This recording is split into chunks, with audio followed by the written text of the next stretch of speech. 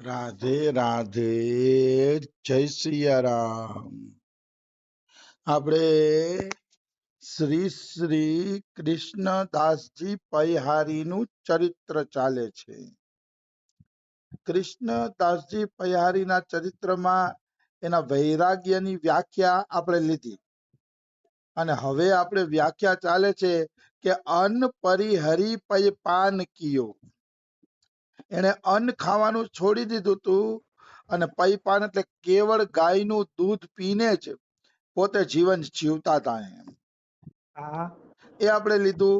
પછી આવ્યું હતું કે જેને શિષ્ય બનાવ્યા એની પાસેથી એને કોઈ દી હાથ લાંબો કરીને પૈસા નથી માંગ્યા એમ. એના ઉપર આપણે ચર્ચા હાલતી હતી કે ગુરુ એને કહેવાય કે શિષ્ય બનાવે પછી ક્યારેય એની પાસે હાથ લાંબો કરીને પૈસા ન માગે. હા, શિષ્ય સામેથી આપે એ વાત અલગ છે, અથવા તો મેં કાલે પોદારજીનું ઉદાહરણ આપ્યું એમ પ્રેમનો નાતો હોય અને માગ્યા હોય તો અલગ વાત છે. અહીંયા બિલકુલ બાકી માગવા જોઈએ નહીં. આવી વસ્તુ છે. અહીંયા તુલસીદાસજી શું કે છે? તુલસી કર પર કર ધરો, કરતર કર ન ધરો, જાદિન કરતર કર ધરો, તાદિન મરણ ખરો. મતલબ હું તુલસીદાસજી કે છે તુલસી કર પર કર ધરો. કર પર કર ધરો એટલે તમારા હાથને શિષ્યના માથા ઉપર મૂકો તો વાંધો નથી. મતલબ ગુરુનું કર્તવ્ય છે કે શિષ્યના માથા ઉપર હાથ મૂકીને આશીર્વાદ આપે. કારણ કે ગુરુ છે, શિષ્યને શિષ્ય પોતાના પુત્ર જેવો છે એટલે આશીર્વાદ આપી શકે. એટલે કીધું કે ગુરુ શિષ્યના માથા ઉપર હાથ ધરી શકે પણ કરતર કર ન ધરો. પણ શિષ્ય સામે હાથ લાંબા કરે, શિષ્ય આપે, ગુરુના હાથ નીચારીએ અને આપવા વાળા શિષ્યના હાથ ઉપર રીએ કે તો કે ખતરનાક. તુલસીદાસ કે તો ખતરનાક, ઈ વાત ઠીક નથી. જાદિન કરતર કર ધરો, તાદિન મરણ ખરો. જે દિવસે ગુરુએ એક શિષ્યના હાથ નીચે હાથ મૂક્યો, લંબાવ્યો, તાદિન મરણ ખરો, તેથી ગુરુ મરી ગયો એમ માની લીધો. તુલસીદાસજી કહે છે એવું નથી કે હું કઉ છું. તાદિન મરણ ખરો માને જેથી ગુરુએ શિષ્ય પાસે માંગ્યું, લાવ શિષ્ય, ગુરુનો હાથ નીચે અને દેવાવાળા શિષ્યનો હાથ ઉપર રહ્યો, તેથી માનવાનું કે ગુરુનું મરણ થઈ ગયું, ખતમ એનું ભજન. પછી એનું ભજન આગળ હાલતું નથી. આ વસ્તુ છે. અને રહીમજીએ પણ એક દોહો લખ્યો છે, રહીમન વે નર મર ચુકે, જે કહું માંગન જાહી. અડધો દોહો આમાં આપ્યો છે. પણ રહીમ દાસજી કહે છે કે રહીમ ઈ નર મરી જ ગયા કે જે કઈક માગવા જાય છે. અમારા રમેશ બાબા તો એમ કે છે કે મરવા પડ્યા હોય ને તો પાણીનો ગ્લાસ માગવો નહીં, ભલે મરી જાય, કે એવી જગ્યાએ મરવું કે જ્યાં તમને કોઈ પાણીનું પૂછવા વાળું ન હોય. અંતિમ સમયે કોઈ યાદ આવે ને કોઈ પાસે માગવું પડે એવું કરવું જ નહીં. એટલે મરવું પણ એ જગ્યાએ કે જ્યાં કોઈ પાણીનો ગ્લાસ પણ પીવડાવવા વાળું ન હોય. આ રમેશ બાબાનો મત છે.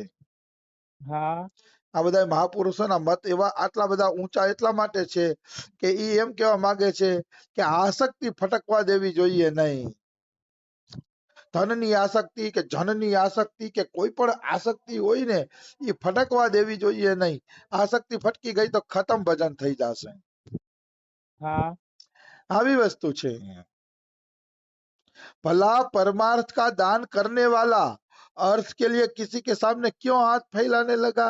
તમે દાન પરમાર્થ નું કરો છો અને આશા અર્થ ની રાખો છો તો તમારો પરમાર્થ ધૂળ છે. એ પરમાર્થ જ નથી. પરમાર્થ એટલે કેવળ શિષ્યના કલ્યાણની ભાવના. પરમાર્થ એટલે પરમાર્થ, પછી એમાં અર્થની આશા ન રાખવી જોઈએ. સ્વામી રામસુખદાસજી આખા ભારતની અંદર ભ્રમણ કરતા, મોટા મોટા તીર્થોમાં ભ્રમણ કરતા સ્વામી રામસુખદાસજી, અને કોઈ કોઈ જગ્યાએ તો ચાતુર્માસ કરતા. સુરત એ બાબતમાં ધન્ય છે કે સુરતની જનતા વચ્ચે સ્વામી રામસુખદાસજી ઘણી વખત ચાતુર્માસ કરવા જતા. ખરેખર ધન્ય છે સુરતની જનતાને. આપણા સૌરાષ્ટ્રની અંદર રામસુખદાસજી ક્યાંય ચાતુર્માસ કરવા પધાર્યા નથી. દુઃખદ વાત કહેવાય કે આવડા મોટા મહાપુરુષ કે જે બધે વિતરણ કરે છે એ સૌરાષ્ટ્રમાં એના પગલા ન થયા. હા દુઃખદ વાત કહેવાય. આમ તો સૌરાષ્ટ્રની ધરતીના વખાણ કરવામાં આવે છે કે બધાથી વધુ ભક્તો ત્યાં થયા છે ને થયા પણ છે. હા બિલકુલ. દ્વારિકા જેવી ભૂમિ છે પણ અત્યારે કોઈ એવા મહાપુરુષ દેખાતા નથી કે જે સૌરાષ્ટ્રની ધરતીને પાવન કરે. એનો અર્થ હું એમ નથી કહેતો કે મહાત્માઓ નથી હો, મહાત્માઓ ઘણા છે, પણ એવા ઉચ્ચ કોટીના રામસુખદાસજી જેવા જે ખરેખર ઉચ્ચ કોટીના મહાત્મા હોય એવાના પગલા સૌરાષ્ટ્રની ધરતી ઉપર કેમ ન થયા એ આશ્ચર્યની વાત છે.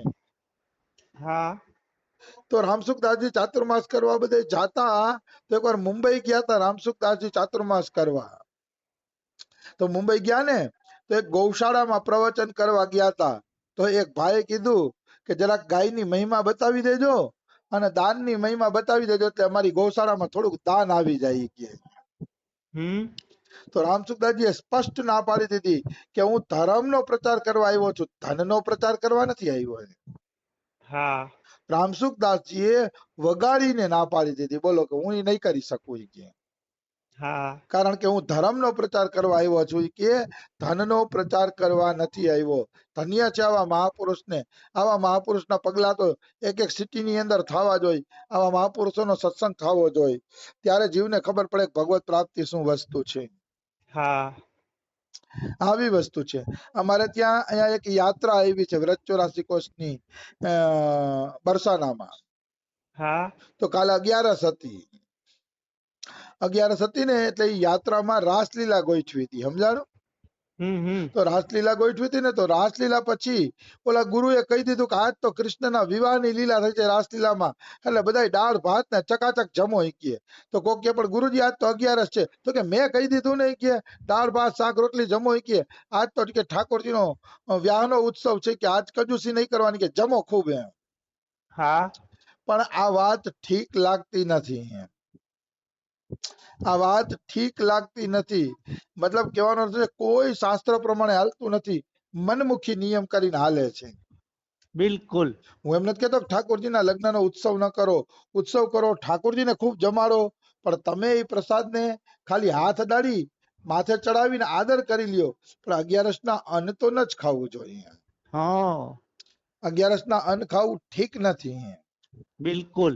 ખાસ કરીને આવા મોટા આચાર્ય કે જે આવડી મોટી યાત્રા લઈને આવે છે એ જો આ રીતે નિયમના ભંગ કરશે તો પાછળ શું નિયમ રહેશે પછી. હા આ બધું એટલા માટે થાય છે કારણ કે એને ગમે એમ કરીને શિષ્યોને પ્રસન્ન રાખીને ટકાવી રાખવા છે, સમજાણું? બસ આ જ વસ્તુ નડે છે. બધાને એમ થશે કે પ્રિયા સરળ ક્યારેક આવી વાતો કરીને નિંદા કરે છે, પણ હું નિંદા નથી કરતો. હું સમજાવવા માંગુ છું કે અત્યારે કોઈ એવા નથી કે જે શાસ્ત્રના સિદ્ધાંતોને કોઈ પણ ભોગે તોડવા નથી માંગતા. હા કોઈ પણ ભોગે જે શાસ્ત્રના સિદ્ધાંત ન તોડે ને એવા સંતોનો સંગ કરો. આલતુ ફાલતુ સંતોનો સંગ ન કરો.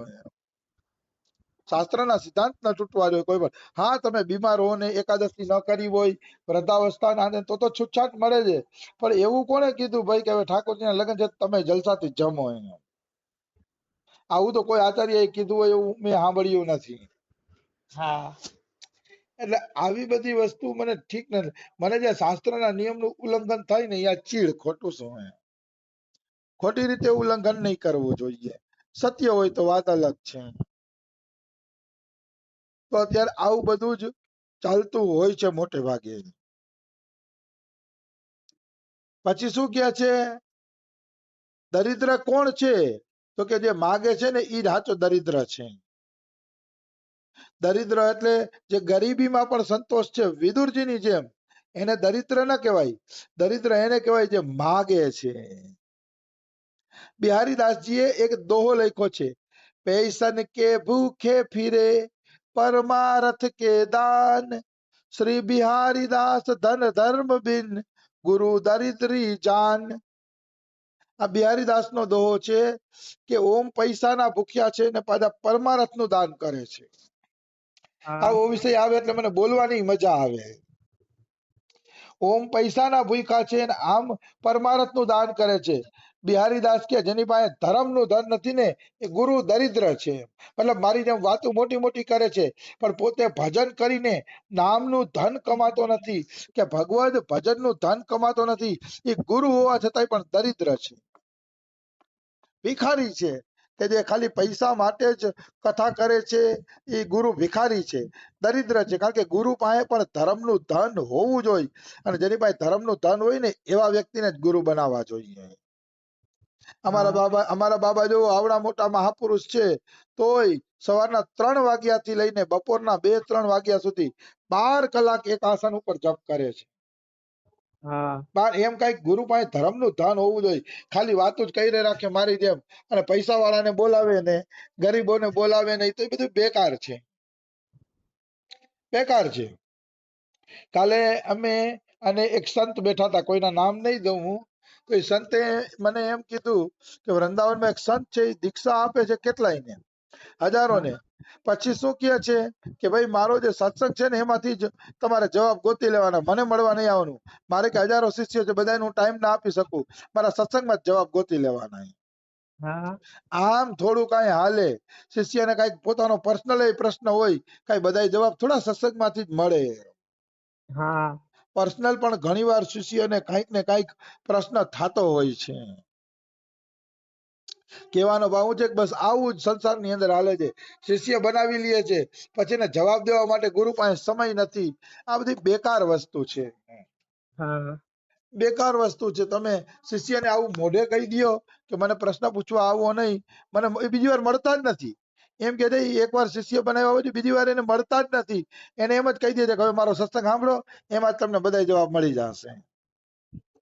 પણ સાચી વાત કહું ને, હું દાવા સાથે કહું છું કે એની આજુબાજુ પૈસા વાળા શિષ્ય હશે હશે ને હશે. આ તો ગરીબો માટે નિયમ બનાવી દીધા હોય, હું ચોખ્ખું કહું છું. એમ હા જે કઈ કામ આવતા નથી, જે કઈ પૈસા દઈ શકતા નથી, એના માટે નિયમ છે કે સત્સંગ સાંભળીને જવાબ ગોતી લ્યો. પૈસા વાળા આવે ને તો આવા ગુરુ ચાટુકારી કરતા જ હોય છે, હા એને ચાટુકારી કરવી જ પડે છે પૈસા માટે. ભલે મારી વાણી કડક લાગશે આ તેને, પણ તમને ખબર છે હું પરવા કર્યા વગર બોલતો હોઉં છું, મને કોઈની પરવા ન થાય, કારણ કે મારે કોઈ શિષ્ય બનાવવા નથી કોઈ શિષ્ય વધારવા. હા પણ સત્ય આ જ છે કે ઈ ગુરુ ભલે હોશિયારી ગમે એટલી કરે, પૈસા વાળા પાસે એને ઝૂકવું પડશે, ત્યારે એના મોટા મોટા આશ્રમ હાલે છે, એમને ન હાલે. આવી વસ્તુ છે. એટલે જે ગુરુ ધર્મનું કમાણી નથી કરતો એ દરિદ્ર છે, ભિખારી છે. રમેશ બાબાને જુઓ તમે, આજે પણ મોટરમાં વાંચતા વાંચતા જાય, મોટરમાં વાંચતા હોય છે. હા આરાધનામાં જાય તો ન્યાય વાંચતા હોય, રાત્રે સુતા સુતા પણ વાંચતા હોય છે. એને કહેવાય ધર્મનું ધન ભેગું કર્યું. જે ધર્મનું ધન ભેગું કરે છે ઈ સાચા ગુરુ છે. બીજા હું ગુરુ બનશે આપડા, જેની પાસે ધર્મનું ધન જ નથી. એટલે ગુરુને નિસ્પૃહી હોવું જોઈએ, ગુરુને કોઈ સ્પૃહા ન હોવી જોઈએ અને શિષ્ય શ્રદ્ધાળુ હોવું જોઈએ. फिर तो जैसे बछड़े को देखते ही गाय रंभाने लगती है और उसके थनों से दूध टपकने लगता है, उसी प्रकार ऐसे शिष्य को देखते ही गुरु के हृदय से मुख द्वारा सुंदर भाव रस टपकने लगता है. બહુ દિવ્ય વાત કરી, અતિશય દિવ્ય વાત કરી કે જયારે આવો કોઈ સાચો નિસ્પૃહી શિષ્ય મળે, જેને ગુરુ પાસે કોઈ અપેક્ષા નથી, જે ગુરુને શિષ્ય પાસે કોઈ અપેક્ષા નથી, આવા ગુરુ શિષ્યની જોડી થાય ને એટલે પછી ગુરુના હૃદયમાંથી જેમ વાસળાને જોઈને ગાયને થનમાંથી દૂધ પ્રગટ થઈ જાય, એવી રીતે શિષ્યને જોઈને એ ગુરુના હૃદયમાંથી ભાવ રસ ટપકવા માંડે છે, હા ભાવનો ધોધ વરસવા માંડે છે. આવો શિષ્ય હોય તો, બાકી તો શિષ્ય લાલચી હોય તો ગુરુને ભાવ રસ ટપકતો નથી, નિશ્ચિત ભાવ રસ ટપકતો નથી, એમાં કોઈ શંકા નથી. આવી વસ્તુ વાસળાને જોઈને ગાયને કેટલું વહાલ આવે છે, ચાટવા માંડે વાસળાને અને દૂધની ધારા કરી દે છે ગાય. આટલો જ વાલ, આના કરતા કરોડ ગણો વાલ ગુરુને શિષ્ય ઉપર આવશે, ત્યારે શિષ્ય નિષ્કામ ભાવે ગુરુ પાસે કેવલ એટલી જ અપેક્ષા રાખશે કે ગુરુ દ્વારા મને ભગવત પ્રાપ્તિ થઈ જાય, બીજી કોઈ કામના નહીં. તો ઈ શિષ્ય માટે ગુરુનું વાલ એકદમ છૂટી પડશે. પછી ગુરુના શબ્દે શબ્દે ભાવ રસ ટપકતો છે, શિષ્યને પણ અનુભવ થશે કે આજ ગુરુના શબ્દ શબ્દ મારા પ્રત્યે ભાવ રસ ટપકે છે, શિષ્યને અનુભવ થશે. જ્યારે આવો સત્સંગ જામશે ને ત્યારે પણ તે એના માટે ગુરુ અને શિષ્ય બે નિષ્કામ હોવા જોઈએ. તો હજી તો આના પર ઘણું પ્રવચન હાલશે, આપણે કાલે લઈ લેશી. રાધે રાધે, જય સિયારામ. રાધે